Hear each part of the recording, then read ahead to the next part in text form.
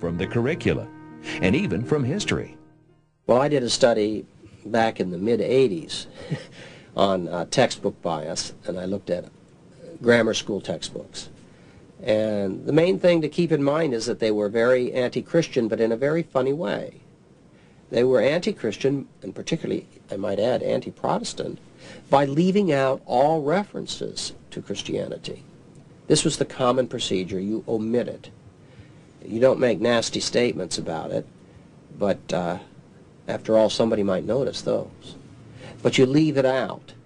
And by leaving it out, you're making the implicit comment that it's not important. And as long as that Christian teaching continues to be ignored in every significant conversation, it begins to raise a question in a young person's mind. Is my Christian understanding relevant to anything? It's just left out of my whole education. Thomas Sowell, a senior fellow at the Hoover Institute and author of Inside American Education, writes that while the organized secular humanist movement might seem to be a small fringe group, its impact on education is out of all proportion to its size. In the past, many doubters waved away such assertions by Witts and others as prejudices of an intolerant religion. Today, it is much more difficult to dismiss the assertion that secular humanism dominates the classroom.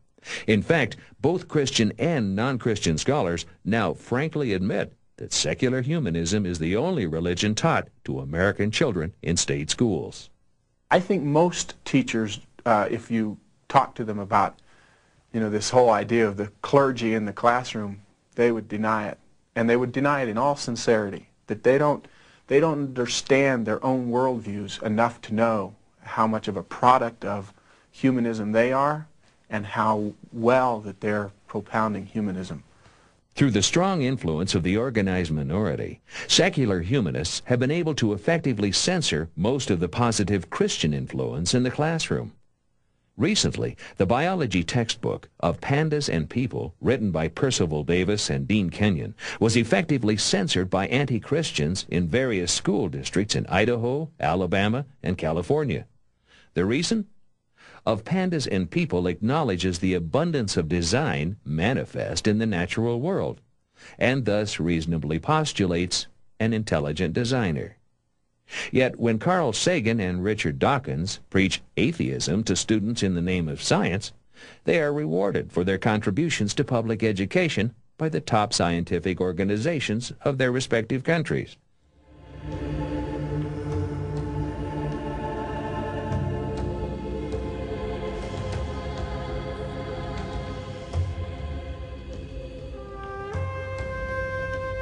Faith does not give way to lack of faith. It instead is replaced by a competing faith. Students in today's public schools are constantly being taught to replace a faith in God with what John Dewey would call the common faith, a faith in man as the measure of all things. If they've been told to put their faith in themselves or put faith in the goodness of humanity, if they're told to put their faith in technology, that results in actually no faith and despair, hopelessness. And I think that that's what we're seeing, especially with the younger generation. John Dewey, signatory of Humanist Manifesto 1 and the father of modern public education, believed that education and religion mix.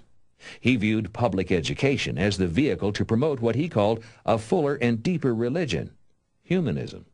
He was really the godfather of progressive modern educational change, and created the world also in which certain ideas gained control in our legal culture as well, resulting in the series of Supreme Court rulings since the Second World War, beginning with the Everson decision in 1947, that ruled out of the public school and really the public realm, the governmental realm, any reference to particularist or transcendent religion. John Dewey was responsible for what we call today progressive education, which is nothing more, nothing less than humanistic education.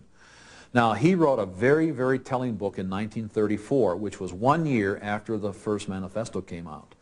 He entitled the book A Common Faith. Today it's published by Yale University, and if anyone will pick up a copy, they will notice on the very back of the book that Yale University Press puts the word religion on the book itself. And what I want to do is just read his last statement on page 87. Here are all the elements, says Dewey, for a religious faith, and that shall not be confined to sect, class, or race. Such a faith has always been implicitly the common faith of mankind. It remains to make it explicit and militant. Now, of course, over the years, the humanists have made it explicit. They have written hundreds and hundreds of books on the subject of humanism. The group that's made it most militant, of course, has been the National Education Association. They have gone out of their way to make humanism the official religious worldview of our public schools today. Students who accept this faith are thrust into selfishness, godlessness, and moral relativism. Why must students constantly be on their guard against this assault on values? Surely the most basic role of the state, promoting justice, requires the state to treat citizens fairly, rather than forcing one religion on every citizen. Every thinking individual, consciously or unconsciously, adheres to a worldview. Worldviews form the foundation from which we interpret and understand the world. Every worldview proposes values that motivate the adherent. Thus, teachers cannot completely separate their values from the content of their teaching. Value-neutral education is a myth. How can we as Christians and citizens reclaim this ground? When we recognize this value-neutral hoax, we should simultaneously realize the basic unfairness of a policy that bans only those religions with explicitly absolute values from the classroom. Instead of discriminating against Christianity and other traditional religions, the government should open the doors and allow knowledgeable proponents of both theistic and atheistic worldviews in the public schools, in the courts, and in the various government agencies. Such a policy, though imperfect, at least allows the U.S. government to establish an even-handed approach with regards to religions.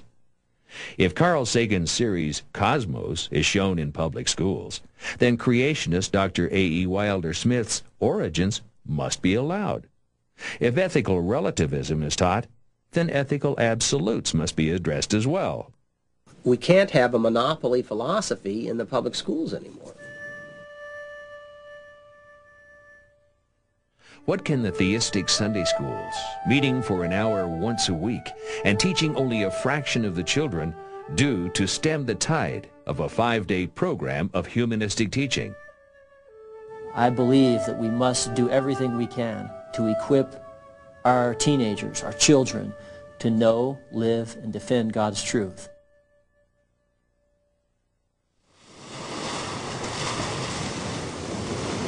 Ideas do have consequences.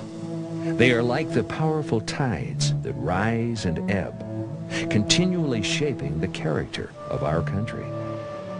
As the ideas of secular humanism pull at the hearts and minds of our students, parents need to take steps to reclaim the classroom. It's about the future of our children and ultimately of our culture.